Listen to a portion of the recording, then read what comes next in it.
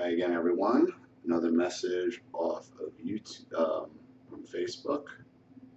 Hi, Ollie. I wanted to message you to tell you how much your YouTube videos have helped me in a huge way. Mostly to see I'm not crazy for being the way I've been.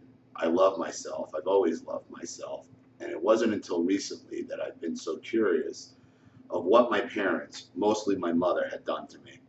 I listened to almost all your YouTube posts and had to stop at some points because I felt I was going to vomit. The way you tell your childhood and things that were wrong, I guess I was always assuming that there was nothing wrong. And we do that for a very long time. We think is where the problem.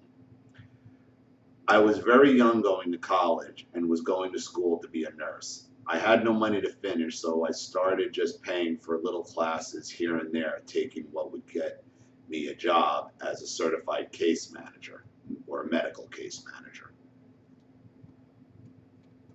Well, one of the major requirements was attending alcohol and drug conferences, domestic violence conferences, and I was sitting in a conference for domestic violence for the first time. I was so immune to the domestic violence between my parents that I thought it was normal. But as the speaker was talking about what it does to you, I had to get up and walk out. A coworker came to me and asked what was wrong. I told her I just realized that that was the life I was created in. As it got into the alcohol and being emotionally traumatized, I couldn't acknowledge that was all my mother's way of controlling us. When you talked about your birthdays, how you began to hate your birthday. Well, I'm 34 years old and I hate my birthday. My birthday was the same as yours. Money was always taken from me, and it was always more of an adult party. At my earliest memory, I can remember drunk aunts and uncles on the grill cooking for my party. And that happens a lot. That's something I dealt extensively with, having my parties ruined, having these adult parties as a child, being screamed and yelled at. And, there was violence in my house between my mother and father, but it was both of them. I'm not going to say, not that my father slapped my mother around a lot, but it was really more my mother. I mean, I told the story of how my mother one day flipped the couch over while my father was holding my brother, and then grabbed a sword, chased my father around the house with my brother in his hands, and then I was trapped. My father closed the French door, and I was trapped outside, and my mother's like, open the door, I'm going to kill you, kid. And he's basically like, oh, I got this one here, so I get it. Yeah, and that does follow you around forever, and it'll really dehumanize you and make you feel like you're worthless. I work as a manager now for a behavioral health agency. I don't work with clients, I more oversee the management part, a lot of paperwork, data entry, etc. I've been here for 6 years and have found myself wanting to go into the field and work with young adults. But it's this past that I've had with my mother. It's so controlling. It has me always down. I'm trying my hardest not to not let it even get 1 minute of my time. I don't even know if it's safe to say I hate her. I'm sure you hate her. I hate her and I don't even know her. And this will control you and this will get you down. And it's why it hurts so bad, and it's why we have so many problems into our adulthood. She's been gone 2 years now, and honestly, there are some days I don't even think about her. My 4 siblings, my sister, she's 15, my brother 30, brother 29, brother 25, really don't communicate with me. They are all still living under her roof when I was kicked out. My mom hated me. She would make me get jobs and then take all my money. Oh boy, do I know what that's like. And these adults are all still living under mommy's roof, huh? Children. Ollie, she never ever once told me she loved me. How do you do that to a child? I asked my mother once when I was a kid. I called her into my room. I was in bed. I'm like, do you love me? And she screamed at me, why are you fucking bothering me? She didn't love you. We were not loved. I mean, that's the main thing about narcissistic abuse. You're not loved. Your narcissist doesn't love you, never has, never will. I have 2 boys now, and I tell them I love them every day. I love them, and I could never imagine myself doing to them what my mother did to me.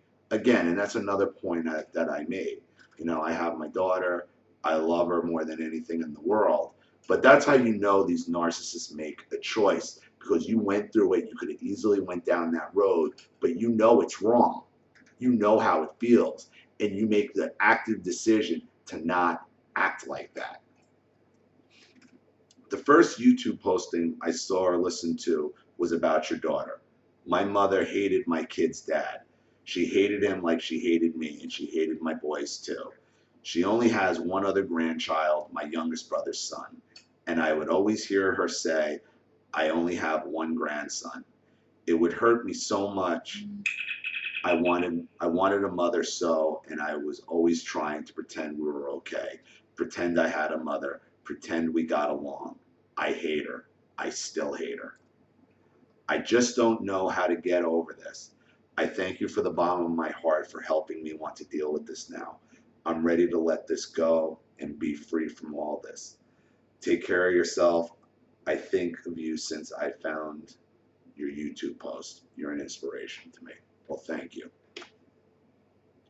Accepting that you hate your mother is a huge step in getting over this. Accepting that your mother never loved you, will never love you, and now that she's gone, be happy that she's dead. Dance on her grave. Dance on her grave. If you got to go to the gravesite physically and physically dance on it, do it. Do it. Do it. Get it out. Get it out. Go to her gravesite and scream at the goddamn tombstone and call her a fucking bitch and a cunt and a whore and everything you wanted to fucking say. Dance on her gravesite, spit on the goddamn tombstone, and you'll feel better, because that's what she deserves. Accepting that you hate your narcissist is a huge step. Is a huge step in getting over this. Accepting that you hate them and accepting that they never loved you is huge steps. And there might be some warning and there might be some emotion that comes along with that, but you owe it to yourself to do it. You owe it to yourself to have the right. Remember, righteous anger. This is righteous anger. You have every right to feel the way you feel based on what this woman has done to you, what the rest of your family has done to you, hung you out to dry. You have every right to hate your narcissist because your narcissist never loved you. And always remember that. And that is the first step, and that is one of the biggest steps in getting over these vampires. So thank you for your message. Thank you for your support. Sorry it took so long to read your message, but I am going through a lot of these. So I really appreciate this one because it's important. It really is. It's okay to hate your narcissist because your narcissist never loved you. Remember that.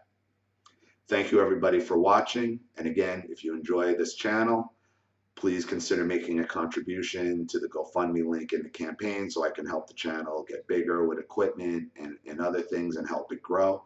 And remember, if you do make a contribution and you want a video made, you go right to the top of the list.